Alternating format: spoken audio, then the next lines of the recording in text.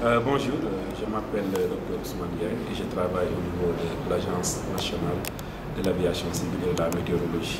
Et je suis en charge du département recherche et développement. Docteur Ousmane Diaye, vous avez suggéré un peu de faire appel aux savoir-faire locaux, que les chercheurs puissent rapprocher un peu des connaissances traditionnelles et notre environnement naturel pour l'allier à la recherche. Est-ce que vous avez des pistes pour guider un peu ces chercheurs dans ce domaine? Tout à fait. D'abord, je veux revenir un peu sur l'importance de cela. Vous voyez qu'il est plus facile pour avoir des changements significatifs et des taux d'adoption très forts au niveau local si les gens prennent des choses qu'ils connaissent. C'est-à-dire les connaissances locales qui sont utilisées depuis des années, qui sont implémentées. C'est vrai qu'il y a des petits problèmes, il y a des choses qui marchent plus, il y a d'autres qui marchent moins, mais c'est beaucoup plus facile de capitaliser ces connaissances locales-là. Parce que les paysans l'utilisent depuis des années et il y a des réalités avec. Donc je pense que c'est intéressant aujourd'hui. Et c'est ça toute une science. Parce que la science, c'est quoi? C'est des démarches méthodologiques, comme on appelle ça, des démarches scientifiques, pas de contrôle, etc. Maintenant, cet outil-là qui est la science, d'utiliser pour voir parmi les connaissances traditionnelles, quelles sont les connaissances qui sont avérées, qu'on peut utiliser, et quelles sont les connaissances qu'il faudrait encore pousser plus la recherche. Et je pense que c'est important aujourd'hui que les scientifiques africains puissent s'approprier de ça, parce que c'est l'heure, et de l'utiliser, et de voir maintenant, parmi ces connaissances locales-là, quelles sont les connaissances utilisées. Et si une telle chose était faite, c'est très facile de pouvoir mettre ça à grande échelle, surtout le Sénégal, par exemple. Alors, au niveau par rapport au PES, comment est-ce que vous pensez qu'on peut commencer à collaborer avec eux? Est-ce qu'il y a des solutions ou des pistes que vous voyez? Des pistes. Bon, nous, on a commencé un peu. Ce que je les suggère, c'est d'abord les documenter. C'est-à-dire documenter quelles sont les connaissances. Chaque connaissance, c'est quoi l'indicateur? L'indicateur peut dire telle chose, n'est-ce pas, et quel est son impact. Si on a ça bien documenté, bien enquêté, en fonction de la sociologie aussi, parce qu'en allant dans le milieu sérieux, les indicateurs diffèrent un peu dans le milieu Wolof, etc. Ça diffère. Donc toute cette richesse, n'est-ce pas, culturelle doit aussi mettre en place. Parce que nous, quand on documentait, même des femmes nous disaient qu'il y a des chansons qui accompagnent les connaissances locales. Ils disaient par exemple, si les oiseaux chantaient en disant telle chose, donc ça c'est les femmes, etc. Donc chacun a sa manière de voir des choses. Donc l'aspect genre est important.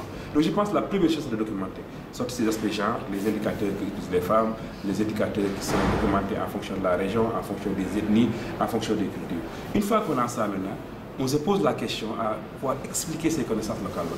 Pourquoi quand le paysan dit que, je donne un exemple, c'est pour l'arc-en-ciel, quand ça touche le sol, ça veut dire que le nuage qui est en train de s'approcher ne va pas donner de la pluie. Pourquoi il dit ça? Pourquoi il dit que, supposons, quand tu entends le tonnerre, c'est pas la peine, le truc ne va pas te toucher. Des choses comme ça, quoi, etc. Et essayer de documenter. Une fois que c'est documenté scientifiquement, c'est qu'il y a des relations. L'arc-en-ciel que je disais, c'est quelque chose qui est indéniable. Par exemple, l'arc-en-ciel, c'est dû à quoi? C'est dû à la réfraction des gouttelettes d'eau, de la lumière par les gouttelettes d'eau, n'est-ce pas? Et maintenant, quand tu vois l'arc-en-ciel, tu es sûr que tu as des gouttelettes d'eau. Ça veut dire que le nuage est en train de pleuvoir. Donc quand un nuage est en train de pleuvoir quelque part, c'est sûr que ça ne va pas te toucher. Avant de venir, le nuage est déjà mort, il a déjà donné les pluies. Donc le paysage qu'il a observé plusieurs fois. Et maintenant, ça c'est la réalité, n'est-ce pas? Donc ça c'est une réalité qui est avérée. Comment utiliser ça? Comme c'est déjà connu dans les milieux. Donc pour pouvoir le faire, amener une adoption au niveau du milieu, c'est très facile. Parce qu'ils ont déjà commencé à le savoir. Et regardez un peu pourquoi des sociétés aussi différentes utilisent exactement les mêmes indicateurs. Je prends l'exemple du Baobab. Nous, on a fait Ziguinchor, on a fait Kaffrine, on a fait Louga. Donc du nord au sud. Et parfois, toujours, c'est les mêmes indicateurs qu'ils utilisent avec les mêmes conditions. Ils disent que quand le Baobab commence à avoir des feuilles très tôt, ça veut dire que la saison sera bonne. Ils disent même quand les feuilles commencent du bas vers le haut, ça sera une très bonne saison. Quand du haut vers le bas, c'est des choses comme ça. Donc tout ça, il faudrait documenter et ça, il faut le faire. Donc ça, je pense que la première étape, documenter ces connaissances-là, aller sur le terrain, documenter, écrire et garder ça quelque part. Deuxième étape, c'est d'expliquer ça sur le plan scientifique. Et nous, on a fait un peu cet exercice et on s'est rendu compte qu'il y a trois grands groupes d'indicateurs. Il y a un indicateur qui est mystique. Les rois, les autres, qu'on ne peut pas expliquer. Parce qu'il faut être initié pour ça. Donc, ce n'est pas même à la portée de tout le monde. Quand tu demandes, on ne t'explique pas. Donc, ça, c'est un aspect. Il faut le laisser comme tel parce que c'est quelque chose de culturel qu'on a, une connaissance culturelle. Le deuxième, c'est des connaissances qui sont vraiment avérées et qui sont liées à ce qu'on appelle, j'appelle les indicateurs bioclimatiques, qui sont liés soit au climat, soit aux êtres vivants. Parce que ce qu'on ne sait pas, c'est que les êtres vivants ont des sensations de certains éléments que nous, on n'a pas. Ils sentent mieux l'humidité, ils sentent la pression, ils voient des choses que nous, on ne voit pas, n'est-ce pas? On ne sent pas. On le sent même, des fois, les gens te disent que j'ai le corps qui est un peu lourd, etc. Parce qu'ils sentent des choses, mais il faut l'expliquer. Mais l'animal qui ne parle pas, etc., capitalise cela pour pouvoir se protéger. Donc c'est important. Et les gens, en regardant les animaux, ils peuvent te dire que si les animaux se comportent de telle manière, il faut faire attention, il peut y avoir de la pluie, des choses comme ça. Donc ça c'est important. Et pour te dire que l'explication scientifique qui m'a vraiment étonné, quand on était à l'école de la météo et qu'on était en train d'étudier les instruments, il y a un instrument qu'on appelle l'hygromètre, l'hygrographe du moins, qui mesure l'humidité. Et derrière l'hygrographe, ce qu'on utilise comme senseur, comme on appelle ça, élément de senseur, c'est vraiment le poil du cheval qu'on utilise. Donc pour te dire que ce poil se contracte et se décontracte en fonction de l'humidité. Donc le cheval qui a ça, donc ça en fait vraiment l'humidité. Donc on voit qu'il y a des explications naturelles et scientifiques. Et nous on est en train de regarder des choses très très loin, il y a des choses très très proches. Donc il faut essayer d'expliquer ces scientifiques-là.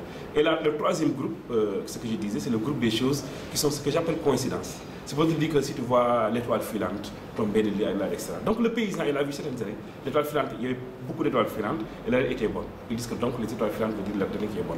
Donc il faudrait documenter tout ça et les séparer. Et maintenant, ce qu'on a pu expliquer sur le plan scientifique, essayer maintenant d'aller vers l'étape suivante. Essayer de dire que voilà, les Africains, depuis longtemps, connaissent des choses, une connaissance qui est avérée. Et maintenant, comment utiliser ça? Et maintenant, l'autre étape qui est suivante, c'est de développer des observatoires de ces indicateurs-là. Je donne un exemple, c'est le baobab. Prenons l'exemple du baobab, tout le monde est d'accord. Pourquoi ne pas dire que dans certaines régions, par exemple, on va prendre la météo ou je ne sais pas, le CEOP ou l'agriculture, de nous observer chaque mois de mai, d'écrire ça sur des cahiers, comment s'est comporté le baobab. Quand est-ce que le baobab a commencé à fleurir, il y a combien de feuilles, des choses comme ça. Et maintenant, si on a ça depuis 10 ans, on a une série scientifique qu'on peut corréler, regarder, voilà comment le baobab s'est passé, des observations scientifiques, et voilà la réalité qui s'est passée. Parce que le paysan, c'est ça son problème, il n'écrit pas. Comme il n'y a pas de truc, donc c'est là qui pose des problèmes. Des fois, on doute, parce que c'est basé sur la mémoire. Mais quand aujourd'hui, on prend des laboratoires de recherche aujourd'hui, et dit qu'il y a des départements de sociologie qui regardent ces indicateurs-là, sur quelques années maintenant, on a des informations suffisantes pour voir réellement ce qu'on a. Et peut-être même nos indicateurs vous donner des informations qu'aujourd'hui la science n'a pas. Aujourd'hui, les plantes ont des comportements sur des choses de la saison pluvieuse qu'aujourd'hui, nous, on ne peut pas prévoir. Parce que notre entendement, notre compréhension scientifique n'est pas encore là-bas. Donc il y a des choses qui sont cachées qu'il faudrait aller. Donc c'est pour cela que nous, après avoir travaillé avec les paysans, les poser des questions et autres, on n'a pas de doute qu'il y a des indicateurs qui sont là, qui sont avérés, qu'il faudrait documenter. Il faudrait ça. Alors merci. L'autre question, c'est quelle vision vous avez par rapport aux apports et contributions que cette plateforme peut apporter à la question de la problématique de la gestion climatique? Oui, je pense qu'il est important de faire un partage. Un partage est important. Parce que je pense qu'un problème est très complexe et chacun a son rôle à jouer. Si tu poses le problème de changement climatique, le problème d'accès à l'eau, le problème du PSE, n'importe quel problème, chaque acteur a son rôle à jouer. La météo a son rôle à jouer parce que mesurant le climat, connaissant la science du climat, mais l'agriculture a son rôle à jouer, connaissant un peu les plantes, etc. Les gens qui font le sol, les pédologues ont le temps à jouer. Donc cette plateforme permet à ces acteurs-là, chacun doit aller dans son coin pour travailler. Le météo, ce qu'on lui demande, c'est de bien comprendre la météo et de venir à une prévision très fiable. Mais ne demande pas d'intégrer les autres choses, n'est-ce pas? Mais cette plateforme maintenant, c'est les lieux où chaque scientifique... Oui. La plateforme est importante, comme son nom l'indique. Donc c'est un endroit où des experts se rencontrent, venant de différents horizons, pour discuter un peu d'un problème donné. Ça veut dire, aujourd'hui, c'est le changement climatique. Pourquoi c'est important? Parce qu'en général, ce qu'on demande aux scientifiques, aux spécialistes, c'est d'être vraiment expert dans son domaine. Moi, en météo, on ne me demande pas de connaître l'agriculture, on me demande d'avoir une certaine connaissance très très pointue que quand quelqu'un me pose une question, j'ai plus de réponses sur le plan météorologique. Donc maintenant, il est bon que des fois, que tous ces experts-là se regroupent quelque part et regardent une question, et regardent dans tous les angles, n'est-ce pas? Le météo regarde sur l'angle météorologique, le pédologue sur du sol, l'agriculture sur les plantes, et maintenant discute pour voir quelle est la solution. Et ça, c'est important. Et cette plateforme maintenant offre, n'est-ce pas, cette rencontre-là, que ces différents experts puissent se rencontrer et discuter de ça. Donc c'est important pour faire avancer les questions. C'est important aussi de savoir ce que l'autre fait et ce que je peux lui apporter. Quand on se rend compte, quand l'agriculteur parle un peu que les questions vraiment qui nous posent problème le plus, c'est les faux départs des pluies.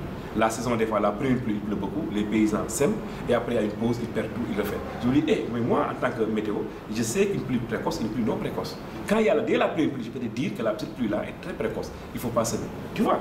Donc ça, c'est important que cette plateforme puisse aider. Et je pense que c'est important aujourd'hui, ce qu'on a vu dans cette rencontre-là, que différents experts de différents horizons se rencontrent, les décideurs, la presse, je pense que c'est important, les médias, tout ça, c'est important que les gens se rencontrent et puissent discuter sur cet angle-là. Parce que des fois aussi, il y a des problèmes de de transmission. C'est-à-dire le météo peut comprendre bien sa science, mais il y a des problèmes de communication. Aujourd'hui, la presse peut dire oui, c'est très complexe. Ce que les gens veulent, c'est pas ça. Ils veulent telle ou telle chose. Et la météo, c'est que c'est très simple. Mais peut-être c'est compliqué en lui parce qu'il y a beaucoup de choses, c'est compliqué, il y a des incertitudes, etc. Il ne peut pas le dire exactement comme les gens l'entendent. Mais une fois qu'il le dit aux journalistes, le journaliste peut prendre ça et dire ça en langage très simple. Je pense donc que c'est important que ces gens de rencontres-là, que ces gens de synergie ou de plateforme, que les gens puissent se rencontrer et discuter des questions d'importance capitale aujourd'hui, le changement climatique, que ce soit le PSE, que ce soit l'agriculture, que ce soit les ressources en eau, que ce soit l'accès à la terre, des choses comme ça. Et chacun peut dire ce qu'il en pense. Et maintenant, qu'on puisse sortir avec des recommandations fortes et maintenant donner ça aux décideurs. Parce que le décideur, ce qu'il veut, il veut avoir une information qui est bien éclairée. Il veut être éclairé, savoir réellement lire des choses. Et lui, en tant que décideur, il sait ce qu'il a dans sa poche et ce qu'il ne peut pas avoir. Il dit que voilà ce que je décide. Et je pense que c'est important. Merci à vous. Merci, docteur.